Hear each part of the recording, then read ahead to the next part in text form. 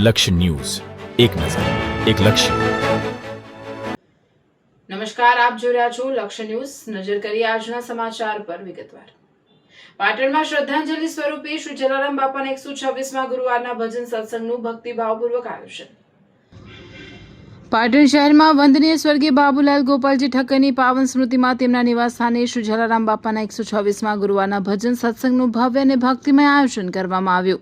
સમગ્ર કાર્યક્રમ ભક્તિ, શ્રદ્ધા અને આધ્યાત્મિક ઉલ્લાસના વાતાવરણ વચ્ચે સંપન્ન થયો. શ્રી જલારામ ગૌ સત્સંગ મંડળ પાટણના સાનિધ્યમાં યોજાયેલા કાર્યક્રમમાં મોટી સંખ્યામાં ભક્તજનો, સગા સંબંધીઓ તેમજ શહેરના આગેવાનો ઉપસ્થિત રહ્યા હતા.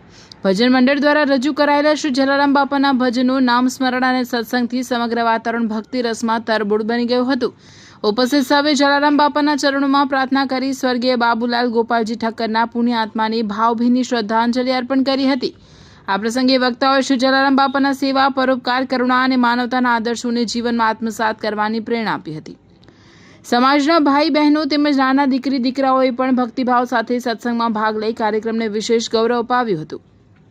આ અવસરે જલારામ ગૌ સત્સંગ મંડળ દ્વારા સ્વર્ગીય બાબુલાલ ગોપાલજી ઠક્કરના પરિવારજનોનું ગૌ માતાનું સ્મૃતિચિહ્ન આપી સન્માન કરવામાં આવ્યું. કાર્યક્રમના અંતે ઠક્કર પરિવારે ઉપસ્થિત તમામ ભક્તો અને મહેમાનોનો હૃદયપૂર્વક આભાર વ્યક્ત કર્યો હતો. ત્યારબાદ સામૂહિક હનુમાન ચાલીસાના પાઠ, આરતી અને થાળ બાદ પ્રસાદનું વિતરણ કરવામાં આવ્યું હતું. સાથે જ ભાવિકોને નિત્ય પૂજા પાઠ માટે વિષ્ણુ સહસ્ત્ર નામના લેમિનેટેડ પાઠ પણ ભેટ રૂપે અર્પણ કરવામાં આવ્યા. કાર્યક્રમ દરમિયાન ભક્તો અને દાતાશ્રીઓ દ્વારા ગૌ સેવાના પવિત્ર હેતુ માટે આશરે 1 લાખનું દાન શ્રી જલારામ ગૌ સત્સંગ મંડળને અર્પણ કરવામાં આવ્યું હતું. મંડળે જણાવ્યું હતું કે આ સમગ્ર રકમ ગૌ માતાની સેવા માટે ઉપયોગમાં લેવામાં આવશે.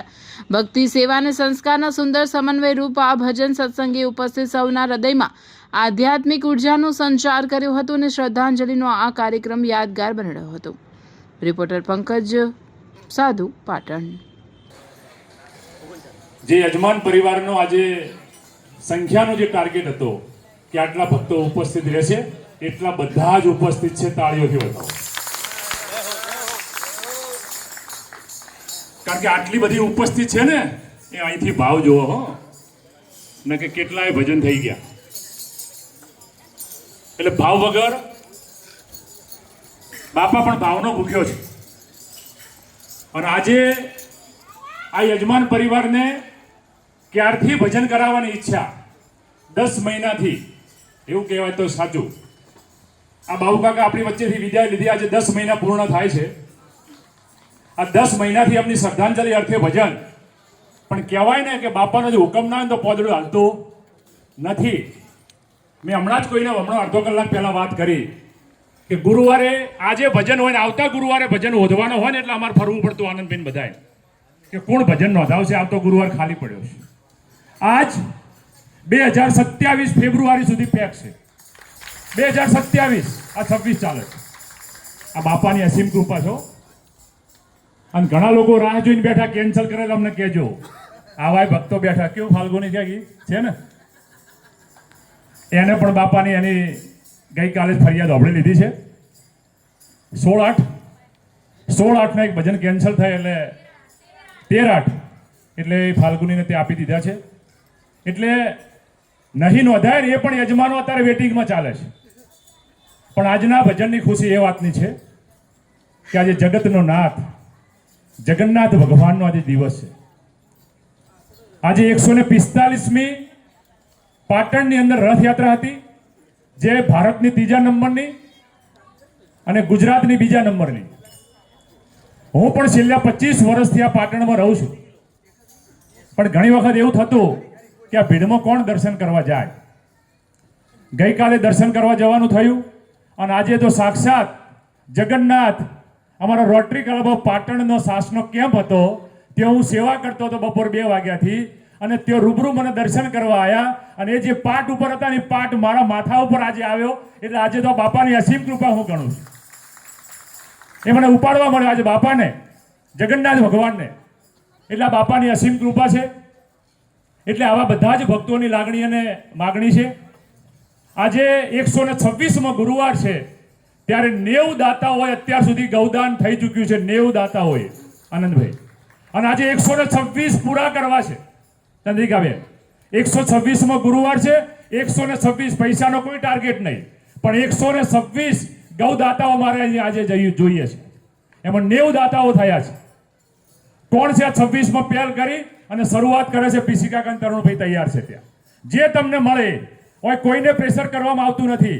આજે 126 ગુરુવારમાં કોઈ યજમાન એવું ના કે અમને જલારામ ગૌ સત્સંગ મંડળ વાળે પ્રેશર કર્યું આટલા પૈસા આપો. છતાં પણ સ્વયંભૂ લોકો ઉમટે છે. અમારો એક ટાર્ગેટ હતો, એક મિશન હતો, કારણ કે અમે નાભીથી કામ કરીએ છીએ. જે જવાબદારી લઈએ છીએ એ દિલથી નિભાવીએ છીએ. આજે એનું આ પરિણામ 126માં ગુરુવારે 1000 માણસો ભક્તોની હાજરી છે. આનાથી ઓછું શું હોઈ શકે? એટલે આજે 126 ગૌ માતાના યજમાનો પૂરા કરવા છે. અને આજે ઘણી બધી રીલ મેં જોઈ ફેસબુકની અંદર કે આજે ગૌદાન કરવાથી અષાઢી બીજના દિવસે અને એમાં બીમાર ગાયોના માટે ગૌદાન કરવાથી અનેક ઘણું ફળ મળે છે. તમે 100 રૂપિયા લખાવો, 1000 રૂપિયા તમારા ખાતામાં જમા થાય છે. 1000 10,000 રૂપિયા ખાતામાં જમા થાય છે. આ બધા જ જે ભક્તો ને મળી રહ્યું છે એટલા માટે આજે ગૌદાન પણ થઈ રહ્યું છે. અલગ અલગ ગૌશાળામાં થઈ રહ્યું છે. અહીંયા આ યજમાન પરિવારના આમંત્રણને માન આપી અને ખૂબ બહારથી પણ ભક્તો પહેલી વખત મને આજે અહીંયા જોવા મળ્યા છે. પાટણમાં 126 ગુરુવારથી ભજન થાય છે. એમને પણ ખબર તો છે જ, ખાટલામાં ઊંઘ્યા મોબાઈલ જોતા ખબર તો છે કે ભજન છે, પણ ટાઈમ નથી, હુકમ નથી થતો બાપાનો ભજનમાં આવવાનો. પણ આજે યજમાન પરિવારના આમંત્રણને માન આપી અને ઘણા બધા નવા ભક્તો આવ્યા છે. એમને પણ વિનંતી કરું કે આ ભજન એક વખત નોંધાવી જોજો. માત્ર પાણી અને પ્રસાદ આધારિત આ ભજન છે. તમામ અહીંયા જે ખર્ચ છે, સાઉન્ડ હોય, ઢોલક હોય, કીપેડ હોય, ગાતલા હોય, ખુરશી હોય, આ બધો જ ખર્ચ જલારામ ગૌ સત્સંગ મંડળ ઉઠાવે છે. અને આજે તમે ભજન નોંધાવશો એટલે ફેબ્રુઆરીમાં નંબર આવશે, એટલે ચિંતા ના કરતા. અને વરસાદની અંદર આ ત્રીજો ગુરુવાર છે, કેટલી ચિંતા હોય યજમાન પરિવારને, કેટલી ચિંતા હોય. નિવાસ સ્થાને 700 ભક્તો આવે અને જો બાપા ઉપરથી વરસી પડે તો ક્યાં જવું? પણ એ બાપાની અસીમ કૃપા છે. એ આજ હાથ આડા કરીને બેઠો છે, 12 વાગ્યા પછી આવવાનો છે. આ એના ચમત્કાર, એના પરચા છે, બીજા કોઈ પરચા નથી, આ પરચા છે. એટલે બાપાનું એક આહવાન છે કે 26 વર્ષથી વિશ્વમાં એક જ મંદિર છે જલારામ બાપાનું. જો બોર્ડ લગાવવામાં આવ્યું છે કે એ પૈસો લેવામાં આવતો નથી, એટલે એમને બીજા રસ્તે આપણા સૌને વાળ્યા છે, તમને મને, કે જે ગૌ માતાને જો પૈસાની જરૂર છે ત્યાં આપો, બીજા પણ ઘણા મંદિરો છે ત્યાં આપો. આ રીતે વાળ્યા છે. બીજી વાત એક અગત્યની એ છે કે આજે જે યજમાન પરિવારના ભજન છે એવા મારા વડીલ મુરબ્બી બાબુ કાકા, એ જલારામ સેવા ટ્રસ્ટ ખૂબ સુંદર ધાર્મિક પ્રવૃત્તિઓ પાટણમાં કરે છે. કેટલા લોકો જાણે છે? જરા હાથ ઊંચો કરશો. બધા જ એના પરમ ટ્રસ્ટી હતા. કોરોનામાં લોકો ઘરે ઊંઘ્યા હતા, જ્યારે બાબુ કાકા બપોરે લોકોને, ગરીબોને ભોજન પીરસતા હતા. એક વખત એમના માટે એક વખત જોરદાર તાળી થઈ જાય તો સાચી શ્રદ્ધાંજલિ આપણી કહેવાય. એ પણ બાપાના પરમ ભક્ત હતા, સમાજ સેવક હતા. અમારા લોહાણા આયુગ મંડળ ચાલે એના પૂર્વ પ્રમુખ હતા. અમારું પાટણ ગોળ લોહાણા સમાજ ટ્રસ્ટ ચાલે એના પણ પૂર્વ પ્રમુખ રહી ચૂક્યા છે. એટલે સામાજિક ધાર્મિક સેવા આ પરિવાર સાથે જોડાયેલી છે, વણાયેલી છે. આજે એમને શ્રદ્ધાંજલિ આપતા આપણા જોડે શબ્દો ફૂટે છે. લાસ્ટમાં આપણે એક શ્રદ્ધાંજલિ અર્પણ કરવાની છે, પણ આજે 10 મહિના થયા છે. એ પરિવાર આજે પણ એ જ શોકમાં છે વડીલ હતા છતાં, પણ આજે આ ભજન થઈ ગયા પછી આ પરિવારને પણ 2 હાથ જોડે વિનંતી કરું છું કે કોઈને શોકમાં રહેવાની જરૂર નથી કે આત્મા દુઃખી થાય છે. હવે મોજ કરો. ખૂબ બાપુ મૂકીને ગયા છે, લીલી વાડી છે. એટલે આજે બધાને પણ વિનંતી કરું યજમાન પરિવારને કે ભાઈ જો પણ પરિવારનો પ્રસંગ હોય, કોઈ પણ ધાર્મિક હોય, સામાજિક હોય, તો બધે જ જવું અને બધાની સાથે મળવું. કારણ કે જેટલા આપણે એની પાસે રડીશું એટલો આત્મા દુઃખી થશે. કારણ કે એમના પરિવારમાં તમે જુઓ, આ તમે જોયો આપણા બાળ કલાકારો હતા ને, એમનો જ પરિવાર છે, બીજા કોઈનો પરિવાર નથી. કેટલા જ નાનપણથી સંસ્કાર મળ્યા છે. તમે જોઈ શકો છો કે આવા ભજનો ગાય છે. અવધેશભાઈને એવું કહેવું પડ્યું કે આ ભજન ગાવા માટે અમારે પણ પરસેવો છૂટે. એવા ભજનો આ બાળ કલાકારો ગાય, અમને વધાવો તાળીઓથી. એ આ પરિવારના બાળકો છે. એમની દીકરી ચક્કુ પણ ખૂબ સુંદર ભજન ગાય. એ પણ આજે પણ એને વિનંતી કરું છું કે આજે આંખમાં આંસુ લાવવાની જરૂર નથી. આજે